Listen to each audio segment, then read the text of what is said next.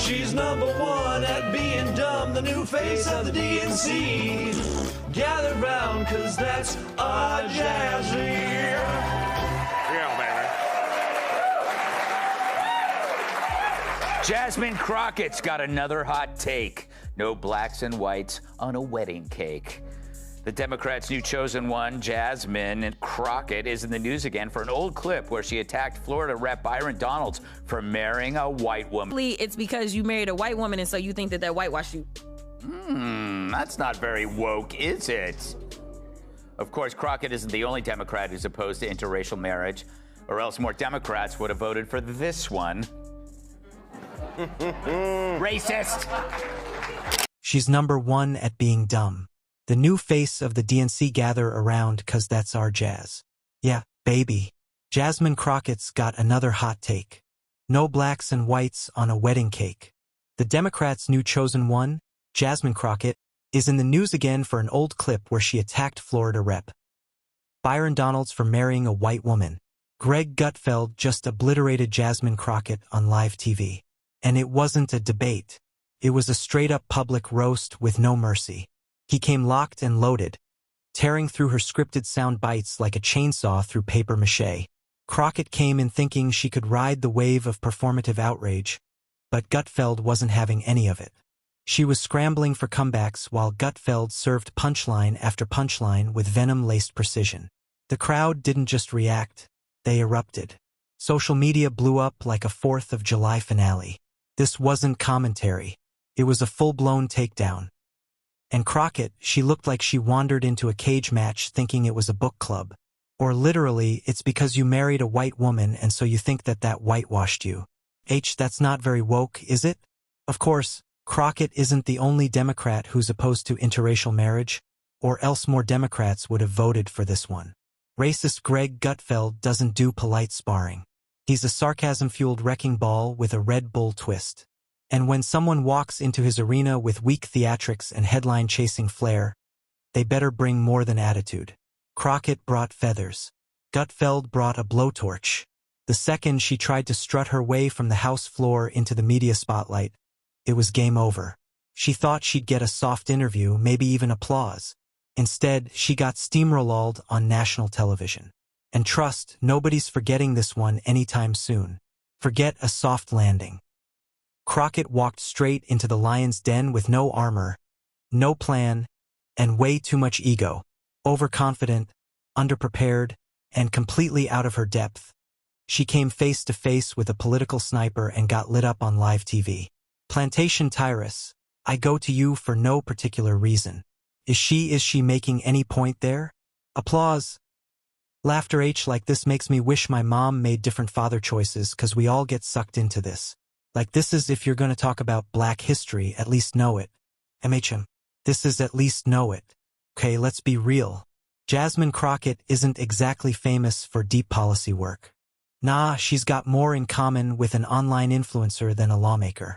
Think viral tantrums, flashy buzzwords, and TikTok-ready meltdowns dressed up as activism. Every press mic becomes her stage. Every hearing turns into a dramatic monologue. To her base, that's fighting for justice. To the rest of us, it's just straight-up noise.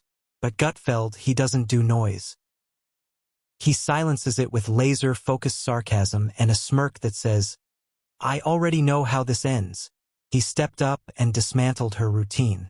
No games, no fluff, just truth bombs and ruthless precision. When Crockett tried her usual mix of race baiting, deflection, and over-the-top theatrics, Gutfeld didn't blink. He torched it all. He laid out what everyone was really thinking, but too scared to say that Crockett isn't a serious politician. She's a headline chaser, clinging to relevance through rage clips and viral chaos. And Gutfeld called it out unapologetically. She wasn't asking questions. She was delivering rehearsed monologues like it was amateur night at a political open mic. But it goes back to that was 45 seconds of some of the Kamla, you good right now. That was some of the dumbest I ever heard in my life. Here's the thing. This goes back. We talked about earlier. They never have a solution. Just listening to your dumbass. You want to talk about agriculture. Why don't you fix the lottery? Why don't you make it easier for people who want to come into this country to work in agriculture and equitation and factories? Get rid of the lottery. Open it up. Talk to the president like, hey, we got a plan. We want to make it easier for people who can vet and come in and work in this country. Come up with an idea. Besides, any of y'all want to pick cotton? We're in suits in the middle of the Midwest. Why would we pick cotton? It's like the extreme stupidness of what she speaks. I'm so angry right now. And there were no real arguments, just attempts at viral one-liners and dramatic pauses meant to farm likes. Not facts. But in Gutfeld's world, that's bottom-tier behavior. The political equivalent of a reality show audition. The takedown wasn't some loud, chaotic scene. It didn't have to be. It was surgical, quiet, cold, and savage. Gutfeld didn't raise his voice. He raised the bar. He simply held up a mirror. And what reflected back wasn't power. It was pure performance. He tore straight through her act, exposing the empty slogans, the contradictions, the buzzwords glued together with barely their logic. And let's not pretend this was a one-time thing. Crockett's whole brand is built on these viral tantrums. She's turned House committee hearings into her own personal stage, complete with exaggerated facial expressions, dramatic pauses, and a script full of headline bait. Every time the red light flashes on a camera, she's got another meltdown ready to go. Like clockwork, Gutfeld didn't just clap back. He exposed the whole game she's playing. And this time, the audience wasn't laughing with her. She's so rotten she wants migrants picking cotton. We present to you Democratic Congresswoman Jasmine Crockett, who made this shocking argument why America needs immigrants. Roll it, Alfred. So, I had to go around the country and educate people about what immigrants do for this country or the fact that we are a country of immigrants. Right. The fact is ain't none of y'all trying to go and farm right now. Okay, so I'm lying.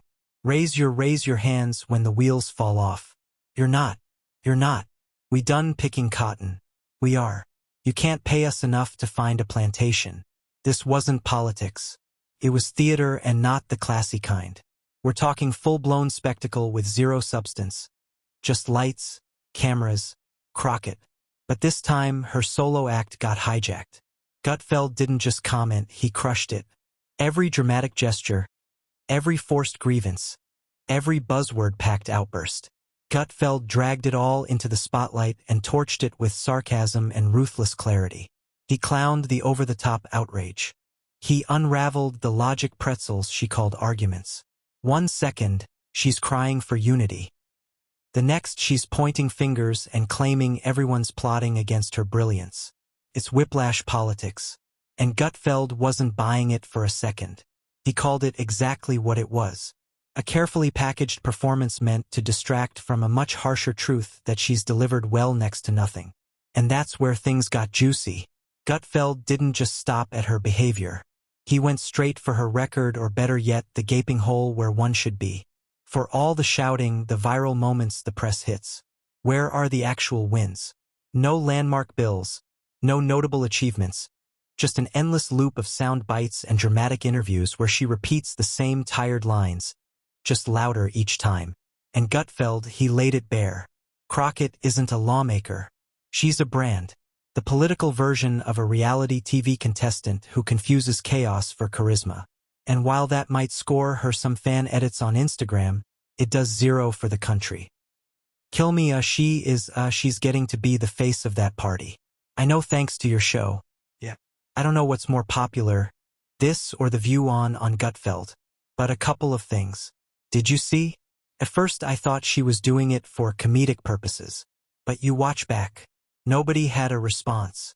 They didn't know what the hell she was talking about. And she's like, oh, really? Farming? Yes. This is called eating farming. America's got the best farmers in the world. There's glory in doing it. People do it, and the people don't do it by hand anymore. This isn't 1820. So, I was just stunned by what she's saying. But the weird thing is she probably left that room thinking she knocked out of the park. MHM. And I don't think that anyone can stop her from being the face of the party except Bernie Sanders, who's 111 years old, talking about oligarchs. This wasn't a debate. It was a mic drop. And Crockett didn't even know it was coming. Of course, Crockett's loyal defenders came rushing in like it was a 5-alarm fire. The second she got roasted, they screamed the usual. It's bigotry. It's misogyny or the all-time favorite. You're just scared of her power. But Gutfeld, he wasn't buying any of it. He sliced through the noise like a scalpel through butter. He made one thing crystal clear. Criticism isn't hate. It's called accountability. And if that's too much heat for you, maybe the political kitchen ain't where you belong. Period. Meanwhile, the internet, they went feral. Memes dropped like rain. One viral image showed Gutfeld towering over a cartoonish Crockett with the caption, "Sit down and learn something." Others just kept replaying the takedown on loop like it was the political version of a UFC head kick. Savage, and let's not act like Crockett was ambushed. She wasn't dragged into this. She volunteered for it.